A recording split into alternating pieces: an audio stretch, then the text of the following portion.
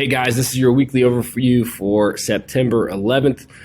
Starting out on Monday, we are going to be opening up with some power clean touch and goes for 5 reps on the minute for 10 minutes. Now, we're looking for somewhere around 50 to 60%. This might be high for some of you guys that have a very high 1 rep max and are very efficient. So just kind of think like we should be able to move well and have a good quality set and really working on just bar path and becoming comfortable with the touch and goes. This is part of what this block is going to be, is getting more involved with doing touch and go reps.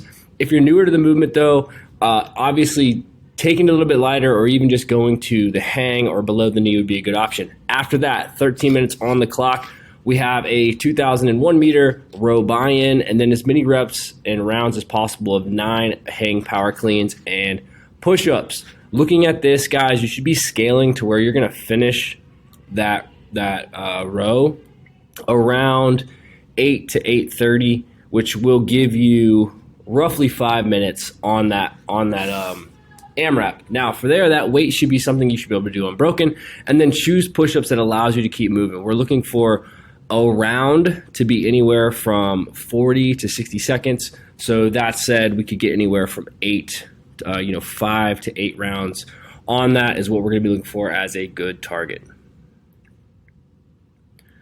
Tuesday, 3 minutes on the clock. We will have a 3-minute rest, so a 1-to-1, all right? But we're really going to look at movement efficiency and working really well, a little higher skilled gymnastics. Lower volume on the sets, but really trying to push efficiency and just getting used to pairing these with an upper body push and a lower body, or upper body push and upper body pull. So 10 alternating dumbbell hang power snatches, 5 handstand push-ups, and then 5 pull-ups. Now, we talk about working efficiency. We want to be able to do those sets in unbroken or consecutive sets. That's really what we want to do. So if we have to bump those numbers to 3 or 4 reps on the handstand push-up or the pull-up, that's what we're going to be looking to do. This whole goal here is to work on movement efficiency, okay? You do have 12 minutes of this with that rest, and that rest is really there to allow you to push and move your transitions to becoming smooth and then give you that time to recover before doing it again, okay? When we think about how long this would be, we're looking from anywhere from 3 to 5 sets per 3 minutes, and then that gets you a total of 12 to 20 rounds total, okay? So it can be a very high volume workout as long as you're moving efficient, you're choosing the right progression for you. All right, we have back squats, 4x8. The first set will be at 60, then 65, 70, and then 75%. Okay, this will be a little bit down as far as overall volume, with the intensity sort of pushing a little bit up.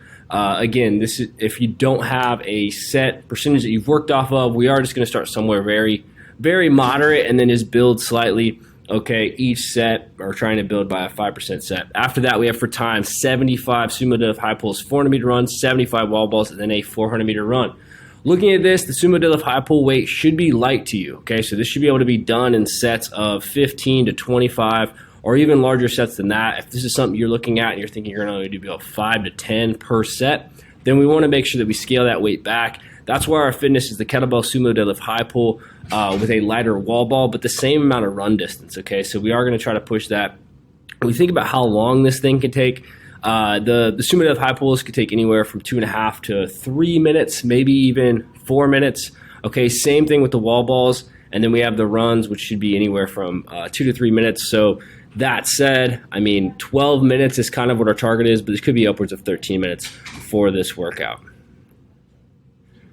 Then we have every 5 minutes on Thursday. We have every 5 minutes for 4 sets. Okay, we're going to start out with a 5 or 400 meter ski, and then you're going to go into those PVC pipe or overhead barbell squats, overhead squats. So when we look at that, guys, we're going to challenge basically your ability to move into a higher range of motion or higher difficulty barbell movement as we're working on continuing to improve that range of motion, especially with all the bench pressing we're doing. We want to maintain that overhead position, that thoracic extension.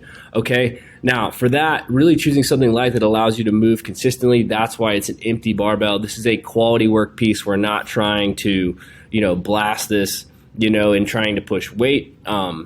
But as long as you can do 20 overhead squats unbroken, and if you want to go a little bit heavier, I think that's fine, but you should be very efficient with the movement that you choose to do, okay? when looking at that, guys, that we have that 500 plus a 20, we should be doing this in like 3.5 minutes at most, maybe 4 minutes with a 1 minute rest. But then we're going to roll right into a 1,800 or 1,000 or an 800 meter ski, and then those ring rows. So again, we're really trying to push a lot of the, in the first piece, we obviously have a lot of lat contractions followed by that overhead squat, which will be a compounding movement. And then we're following up by tying this into a ring row. And I would just choose a distance as far as how far your feet are forward or back that allows you to do 20 consecutively or maybe in 2 sets, but we want to be really moving that as well. Just looking at that as like a finished piece on the back, but really pushing the bike as hard as you think you can to be able to repeat each round. Friday, we have bench presses 2x10 and then 3x6. Again, we want to warm up to that weight that's 3 to 4 reps from failure on those sets of 10. Those are really those warm-up sets. And then we have that 3x6. It's going to allow us to push a little bit heavier this week. Okay, again, you can go straight sets, meaning same weight for each set. That's just heavier than what you did last week. I believe we did 8, so just heavier than that. Or you can build, but again, we should be able to do those sets of 6. That's what we're looking to do. After that, we have a 12-minute AMRAP. 2, 4, 6, 8, 10, 12 dumbbell strict press, okay, and strict pull-ups, and then we have double unders, okay. This is really not supposed to be a very hard breather. We are going to look at this being much more of an upper body push-pull volume workout as we look at just like thinking about picking a dumbbell strict press weight that is hard for us, so that when we get to like those 10s or even those 12s, that weight is tough, okay? If it's tough at sets of 2, you probably need to scale. But by the time you get to 8, 10, and 12, you should be thinking, okay, this is actually a tough weight, and you might have to break it. So choose that weight. Choose to go heavier, I think, than maybe you normally would do on something like this. So if you're on the fence, maybe go a little bit heavier. And then if we have to adjust midway, just kind of have that planned out accordingly. Not really looking for any specific scores here, guys, just looking to move consistently and get that upper body volume in. After that, we have those overhead barbell tricep extensions, wide grip push-ups, and then banded rows. Okay, Saturday. Again, continuing the hero options. Okay, we have that team Jorge, which is going to be teams of 2 for time, 30, 20, 18, 12, and 6. Med ball partner sit-ups, you're sitting back, touching, hand it to your partner, boom, boom, going. Now on that, each partner will actually do 30, so it's technically 60 total reps there, but because you're going to you each have to do 1 for it to count for 1, okay? So each person will do 30, and then you're going to divide those squat cleans up and split that up into 30, 24, 18, and 12, okay?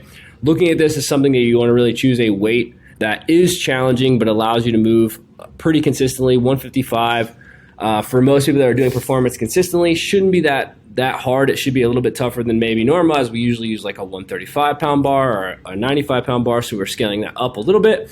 But I would say, like, if you could do sets of 3 to 5 by yourself, even if you choose to do singles, but you could do that, then that's really what we want to look at doing, guys, and choosing a weight that we can move nice and consistently. If we need to modify that, we are going to go hang squat cleans, just making sure that we're kind of taking away that from the ground up, just to work on the consistency of driving the legs and being smooth as we pull ourselves under the bar. And then we have ab mat sit-ups. Again, same principle there without the weight, totally fine. And then obviously, Jorge, unmodified by yourself, is already written, and you're just doing it as written, okay?